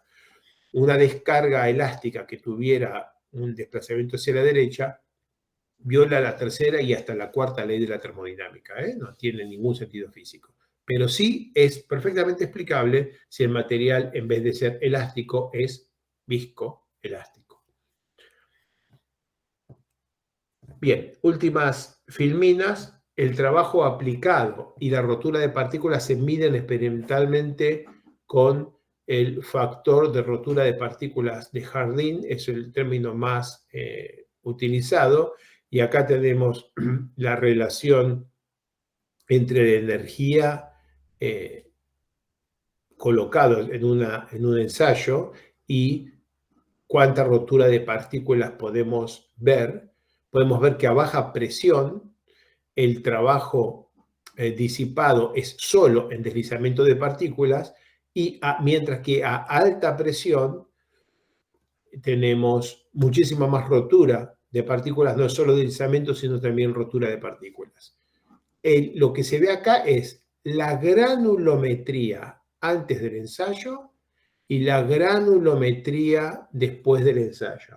Es algo que se mide con tamices y es un indicador de cuántas partículas se nos han roto. Es un indicador que se usa desde hace muchísimos años, muy simple de medir, simplemente con tamices antes y después del ensayo, pero por supuesto tiene un enorme error experimental. En muchos ensayos en los que se produce localización de formaciones, todos estos mecanismos de rotura de partículas quedan concentrados en pequeñas zonas dentro de toda la muestra, y cuando uno tamiza toda una muestra antes y después, ve muy pequeños cambios en la distribución granulométrica, pero en realidad en la zona que fue sometida a corte intenso, esos cambios de distribución granulométrica pueden ser muy importantes. Bien, dos filminas finales. Aquí tengo 5 zapatas en arena, Briaud de Gibbes, 1995, un excelente trabajo de un ensayo experimental, hay un libro sobre esto. Esto es alguna de las zapatas en la que se pusieron pilotes a los costados y se la cargó y se mantuvo la carga, y se vio esta respuesta. Logaritmo del desplazamiento versus logaritmo del tiempo, una línea recta, para una base de 3 metros de ancho en arenas. O sea, el creep existe y el creep puede ser relativamente significativo. En este caso, 6% a esta altura, 6% del asentamiento elástico inicial para 1000 veces el tiempo inicial. El 3 es el logaritmo, 1000 veces el tiempo inicial de ensayo, que era 24 horas, o sea, 1000 veces 24 horas. 3 años, puedo estar equivocado. Última filmina, presa Cogotí. Esto es un caso interesante y está un poquito tirado de los pelos. Lo pongo acá porque me sorprendió a mí. Es esta presa que fue hecha, está en Chile, esta presa que fue hecha simplemente arrojando material, fue construida a un cierto año, parece que fue en 1938-39, y empezó a medirse su desplazamiento con el tiempo, y por el comportamiento de formación de la presa con el tiempo, se hizo la predicción de que esto se iba a seguir moviendo así. Sin embargo, aquí, 1943 parece ser, sí, 1943, hubo un terremoto importante y la presa tuvo un asentamiento instantáneo. Estos son 1, 2, 3 pies. Entonces, esto parece haber sido una cosa así como de un pie, ¿no? Entre 2 y 3, más o menos un poquito más de un pie, como 50 centímetros, digamos, que se asentó instantáneamente la presa, y después siguió este comportamiento. Fíjense que estamos hablando ahora de 50 años medidos, ¿no? Y después hubieron más terremotos. Hubo un terremoto acá, otro terremoto acá y otro terremoto acá, y esos terremotos no produjeron asentamientos adicionales en la presa. Todo ocurrió en el primer terremoto, y este asentamiento elastoplástico producido por un terremoto, por alguna razón, cambió muy significativamente la tasa de asentamiento. En cualquier modelo que hubiéramos hecho nosotros con todo esto, cualquier modelo numérico, si esto se venía asentando así y tenemos un terremoto, con toda probabilidad habríamos seguido con una curva paralela, pero más arriba. No es lo que se vio en esta presa, es algo que me sorprendió. No lo estudié suficientemente todavía, no sé si hay datos para estudiar este problema mucho más que esto, pero bueno, se los dejo como una nota de curiosidad. Última filmina, Felipe. Esta sí que es una clase en la que me asombraría mucho tener muchísimas consultas, por decirlo de alguna manera. Es una clase intensa. Sí, y voy por 2/3, ¿eh? Te hago una pregunta que es mía de curiosidad más que otra cosa. Dale. Yo hace como 6 meses me sentí muy contento cuando entendí que el comportamiento de las arenas a altas presiones en realidad es por rotura de partículas y pasa a comportarse como una arcilla.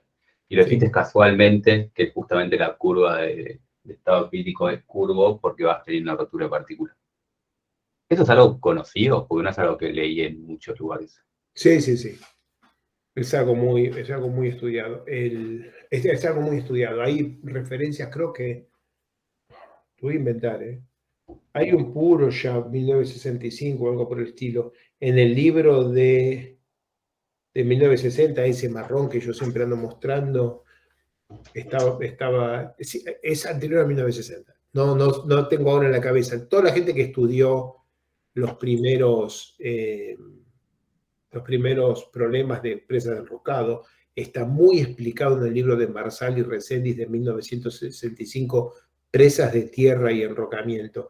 Es un tema muy viejo. Lo que no es muy viejo es la simulación discrete element, ¿no? Que reproduce el resultado de una manera trivial. O sea, bolitas elástico-lineales con una energía de rotura fija y por ser esferas, la fórmula para calcular qué tensión profractura la bolita es, bueno, no es elástico lineal, ¿no? Con fractura mecánica, ¿no? Fractura lineal. Existe una carga que la rompe y punto, es un número, eso metido en un código DEM, es obviamente más reciente, y reproduce el resultado claramente. O sea, esto está, hoy está conocido. Esto no es ningún tema de, digamos, de avanzada. Pero sí es interesante ver que todavía no tenemos capacidad para reproducirlo bien, ¿eh, Felipe? Sí, sí. Y no es tan difícil, pero no lo tenemos. No tenemos un código que haga esto de manera robusta para una presa real. Si tuviéramos que resolverlo la semana que viene, tenemos que poder escribir Fortran. No hay otra manera. No se me ocurre otra manera. Bien, no hay consultas del resto de la gente. Bueno, ¿querés que descansemos un ratito o sigo hasta terminar? Me queda todavía todo un módulo. ¿Qué tan largo es? 14 filminas y muy agradables. Yo, Alejo, ¿Sí? yo tenía una pregunta, bueno, que creo que le respondiste al final de la pregunta de Felipe, pero entonces no existe ningún modelo viscoplástico, por así decirlo, de este tipo de material de enrocado para reproducir ese creep en arenas. Hay modelos de creep, sobre todo modelos de creep que son con isotacas, modelos de creep típicos para arcillas, y los vamos a ver la semana que viene, no la otra. Y hay algunos modelos constitutivos con alguna pretensión de capacidad predictiva, pero no hay ningún modelo comercial, o sea, implementado en un software que tú puedas comprar, instalar y usar, que yo conozca, que reproduzca estos comportamientos como aquí te lo estoy presentando. Claramente hay modelos académicos y tesis para hacer dulce, ¿no? Pero estoy hablando de algo suficientemente robusto como para que tú te lo uses en una presa que se va a construir, ¿verdad? No conozco de algo robusto que funcione, que se use para arenas y enrocado. Para arcillas sí, ¿eh? Sí, y en el caso de que, digamos, haciendo alusión al TP1, si quisiéramos incluir algo de este creep para entendí que eso es para el diseño de las puntas, o sea, como que se reducen un poco los parámetros para suponer que se va a desplazar más. Bueno, pero la reducción de los parámetros de rigidez no deforma una presa. Ahora voy a poner en marcha esta presentación, que no es sobre este tema, solamente para usar esta filmina en blanco, ¿ok? Sí, lo que decís es algo que hay que pensar, pero si yo tengo esta presa y ya la construí, y acá tengo un estado de tensión de sigma, y el material tiene una rigidez E, si yo, una vez que ya está construida, las fuerzas exteriores están en equilibrio, son iguales a las fuerzas interiores, el sistema está equilibrado. Vamos a ponerlo como diferencia. Y esto lo vamos a llamar como delta de fuerzas. Si yo ahora le agrego una carga, qué sé yo, una carga acá, existe esta es la etapa I, existe un cambio de fuerzas en la nueva etapa, en el nuevo paso, que genera un cambio de deformación. Eso es lo que hacemos cada vez que construimos en todas las etapas. Un incremento de fuerza desbalanceada se resuelve y se traduce en un incremento de deformación. Pero si yo tengo el tema ya convergido con este material, con estas estado de tensiones y esta rigidez, en este momento y hasta que aparezca una fuerza exterior nueva, el incremento de fuerzas es cero, porque la fuerza exterior es igual a la fuerza interior. Si en este momento yo cambio el material, no van a cambiar las tensiones, solo va a cambiar una propiedad del material, y entonces voy a tener que la rigidez nueva por el incremento de deformación nuevo va a ser el incremento de fuerzas, pero el incremento de fuerzas es cero. Solo cambiar la rigidez no deforma la presa. Podés cambiar la rigidez y poder dividir por 1000 todos los parámetros de rigidez, no de resistencia, de rigidez, que no vas a ver ninguna deformación. Por supuesto, si cambias phi, y esto antes estaba en estado admisible y pasa a fallar, sí, por supuesto. Si bajas phi, sí. Porque cambiaste el umbral de resistencia y cambiaste, en algunos puntos, violaste la admisibilidad plástica. Pero en principio, no sientas que esta presa la tenés acá y querés calcular deformación diferida, entonces le bajo los parámetros a la mitad.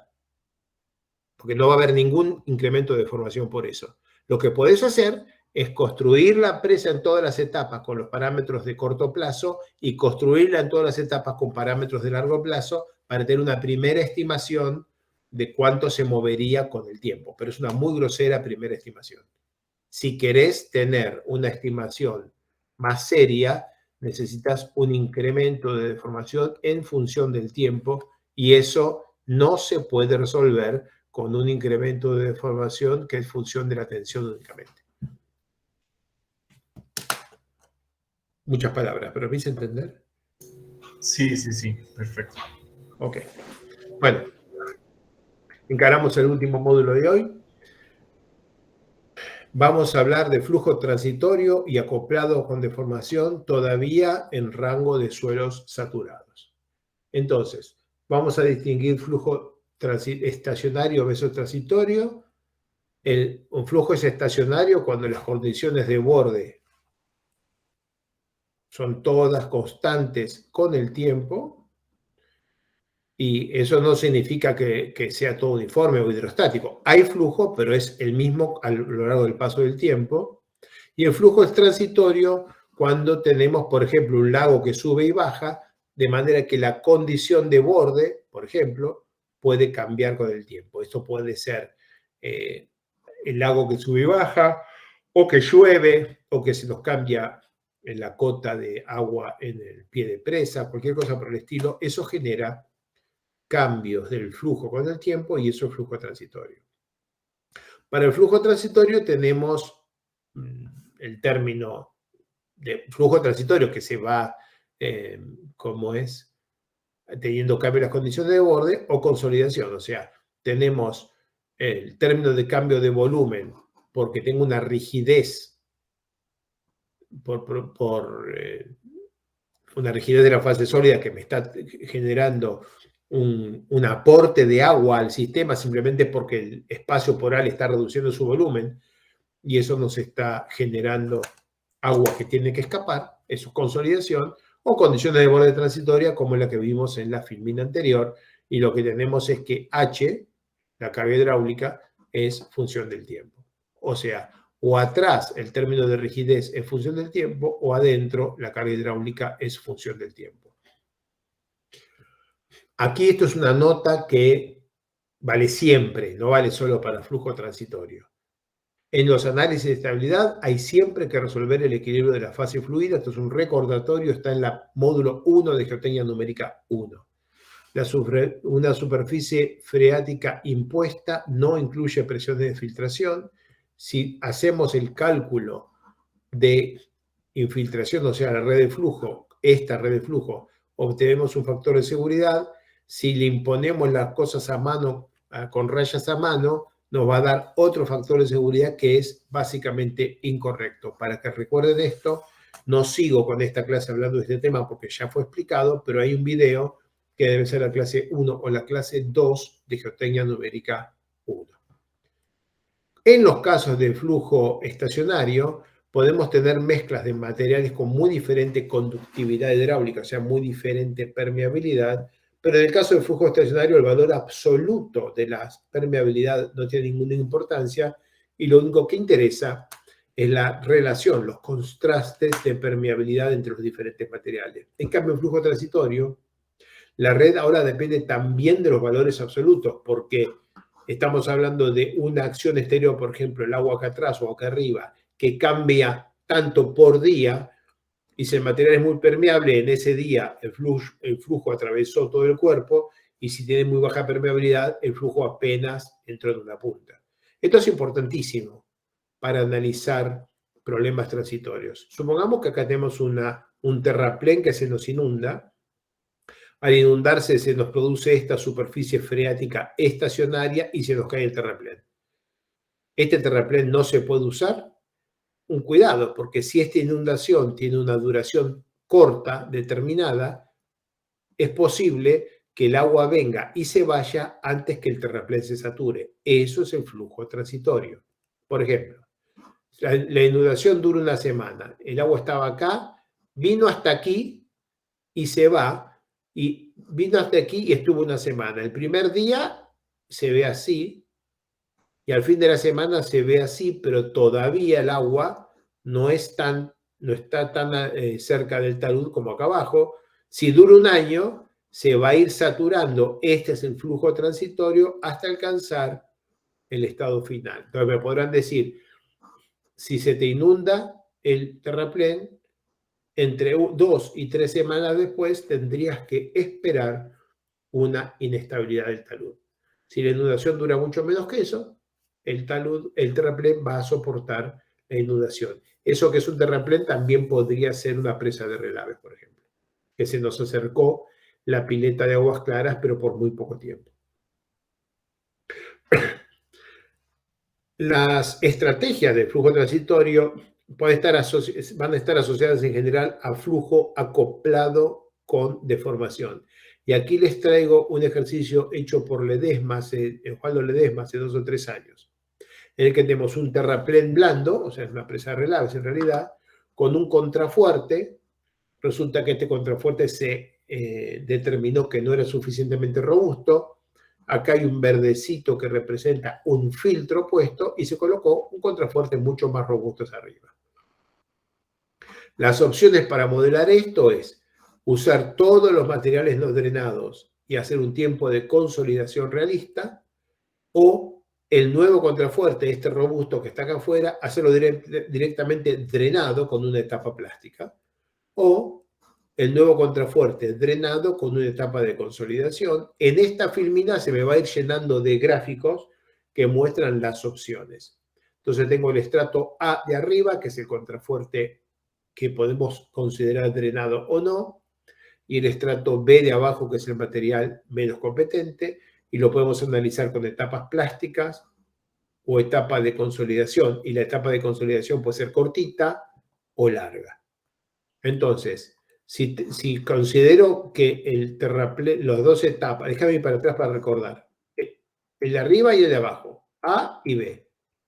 A y B. Si considero a los dos no drenados, voy a generar una presión de poros en todo el volumen y durante consolidación voy a tener la isocrona, que tiene la presión máxima a mitad de altura y se va achicando hacia los bordes. Pero la realidad es que el contrafuerte, que este terraplén de acá, el contrafuerte más resistente, tenía mayor rigidez y mayor conductividad hidráulica, por lo que debió haber drenado enseguida. Sin embargo, tiene el mismo gradiente de presión de poros un lado que el otro.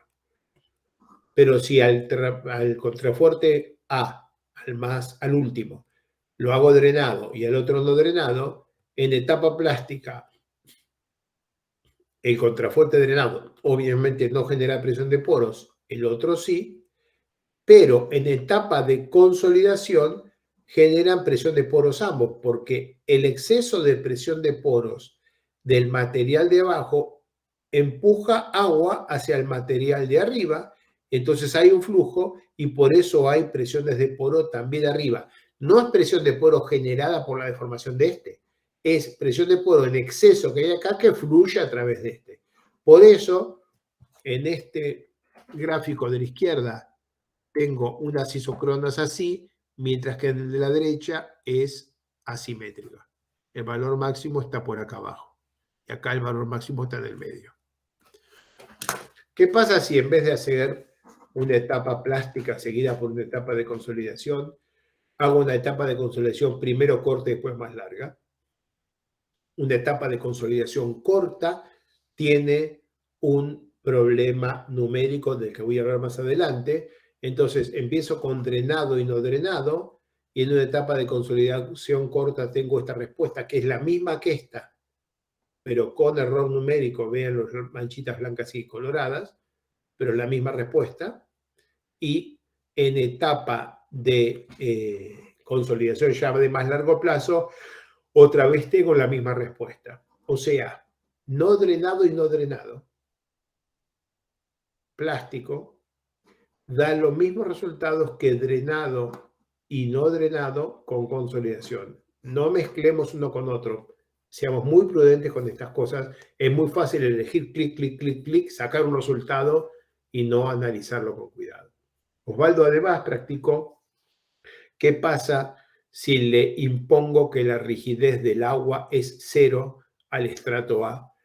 Si ese es el caso, cuando le hagamos una etapa de consolidación de 10 segundos, volvemos a recuperar lo que antes logrado con drenado y no drenado, que con carga plástica es muy simple, pero con consolidación exige un truco numérico durísimo. Pero si tenemos acá una rigidez del agua 0, entonces lo que va a pasar es que el material de abajo va a drenar para arriba y para abajo y acá va a tener 0 resistencia al flujo, y entonces vamos a básicamente tener en un cierto momento de tiempo isocronas así, pero la disipación de presiones va a ser rapidísima y no vamos a ver presiones de poro en el estrato de abajo.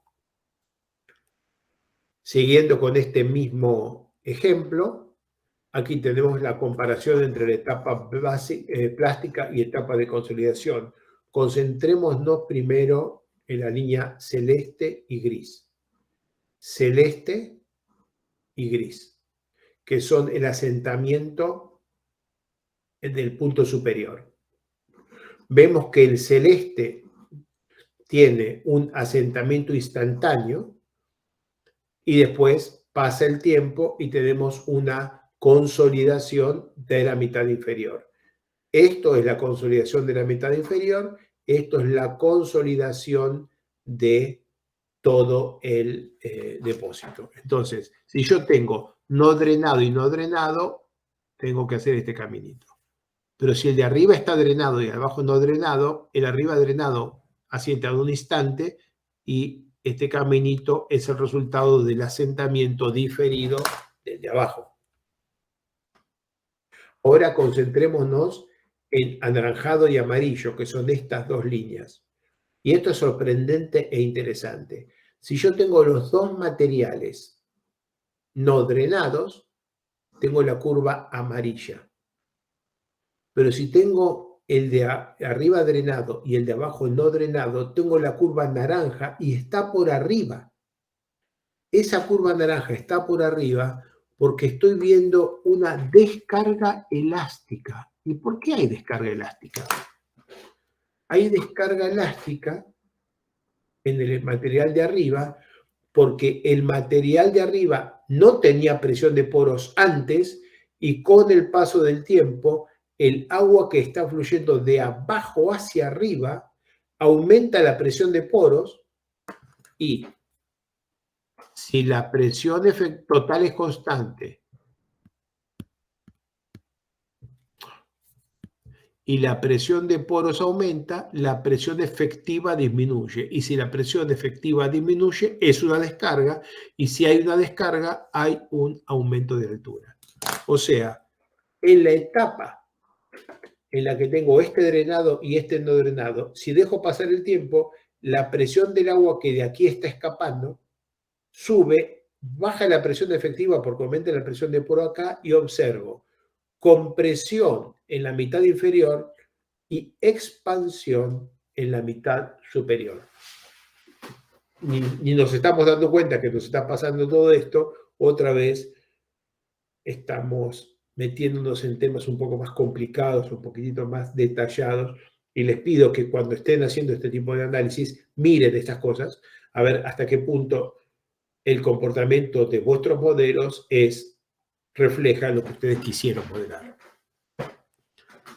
El aspecto numérico de esto, paso de tiempo mínimo, es el problema del Mandel-Cryer para presión de poros, en el cual hay una generación instantánea y hay una disipación retardada.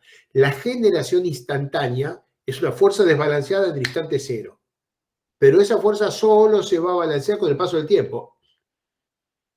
Una fuerza que actúa en un instante y que solo se disipa o desaparece con el paso del tiempo es un problema dinámico de condiciones iniciales.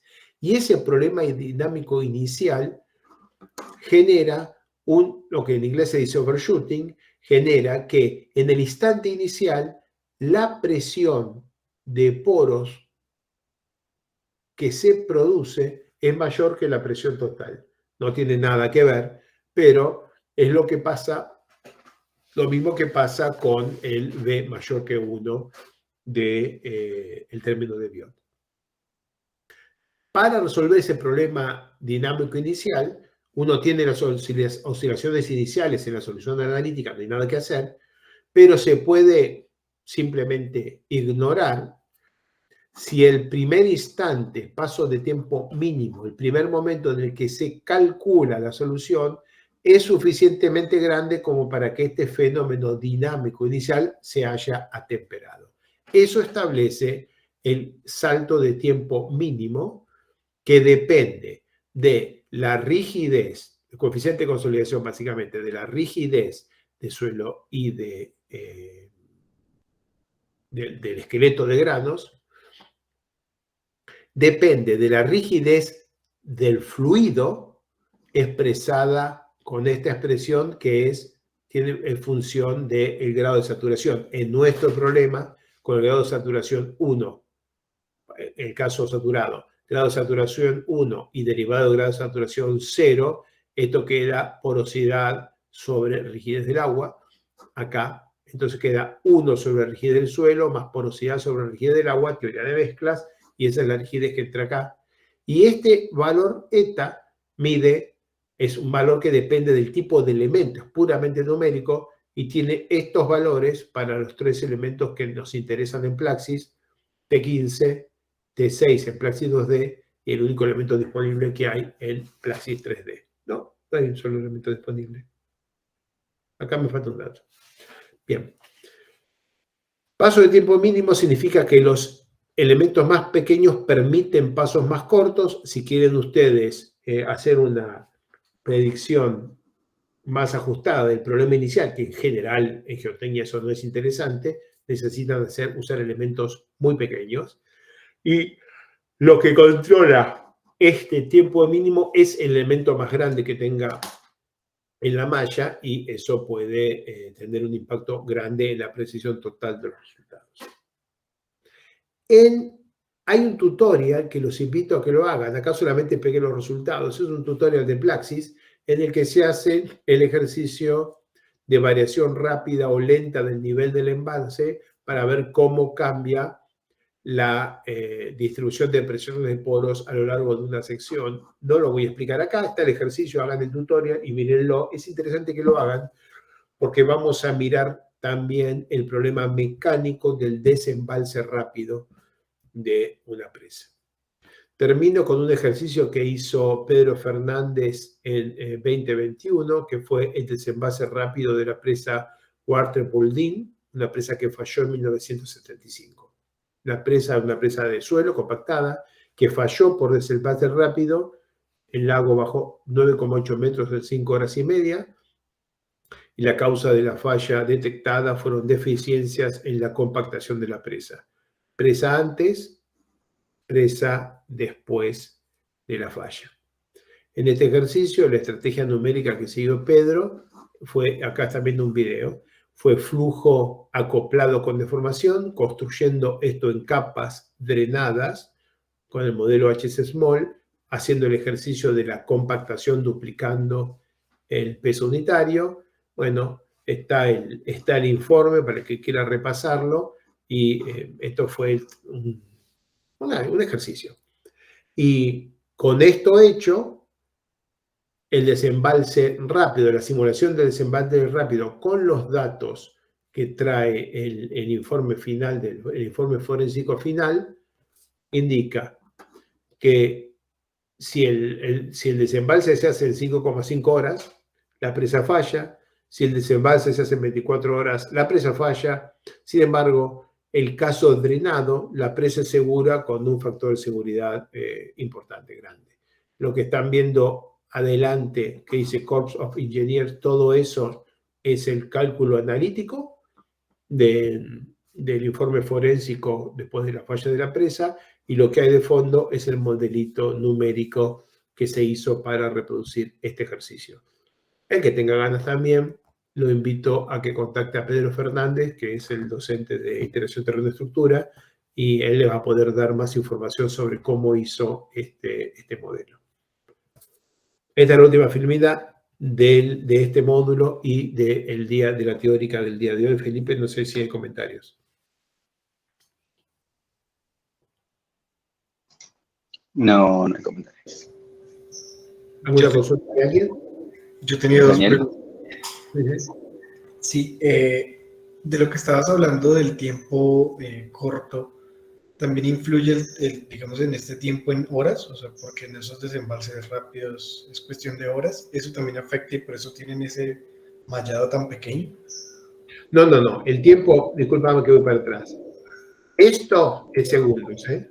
Esto es segundos. Es el problema dinámico inicial. Esto no es horas, esto es segundos. O sea, Eso es para poder analizar. Disculpame que voy más atrás para que se entienda. Esto es lo que se despertó acá. Esto blanco y colorado fueron 10 segundos de la etapa de consolidación con unos elementos relativamente grandes para eso, y dio mal convergido. Segundos, no. Ya. No horas. ok. Listo. Ok. Y la otra pregunta era del ejercicio de la consolidación, el de Ledesma. Sí. No sé si puedes ir a la filmina. Esta. En el caso que hablabas que activabas la consolidación, es decir, que no generabas una etapa no drenada y luego activabas la consolidación, sino que activabas la consolidación desde el inicio. Sí. Ok. Listo. Es esto. No esto, sino esto, sí. Por eso estoy viendo todo como consolidación. Si yo tuviera una etapa plástica, este material tiene un asentamiento instantáneo y después cae como consolidación. Sí. Ok, listo. Bueno, muy bien, gracias. Un último comentario, Daniel. Creo que habías preguntado de la malla.